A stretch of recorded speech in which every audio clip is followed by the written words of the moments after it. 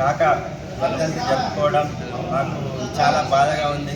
ఆయన మా జనం మధ్యలో లేనందుకు చాలా బాధపడుతున్నాం. అదే యావత్ భారతదేశంలో పేరుగాంచిన వ్యక్తి, గొప్ప వ్యక్తి కాకా వెంకటస్వామి గారు. ఆయన గుడిసెల వెంకటస్వామిగా పేరు పొంది ప్రజాసేవకుడైనాడు. అదే బాటలో మా ఎంపీ గారు అదే తాత బాటలో నడుస్తున్నందుకు చాలా గర్వపడుతున్నాం మేము.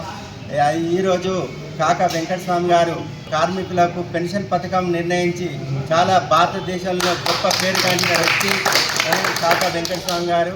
తెలంగాణ రాష్ట్రము ఏర్పాటు కోసము ఎంతో ఆకర్షణలు కృషి చేసి వారు ఈరోజు మన మధ్యలో లేకపోవడము చాలా బాధాకరమైన విషయము. వారి హయాంలో మన రామగుండం ఫెర్టిలైజర్ ఫ్యాక్టరీ అయితేనేమి, మన over bridge Mancherial railway bridge అవుతున్నదో ఓవర్ బ్రిడ్జ్ అది చాలా మంచి పనులు చేసింది. కాకా వెంకటస్వామి గారికి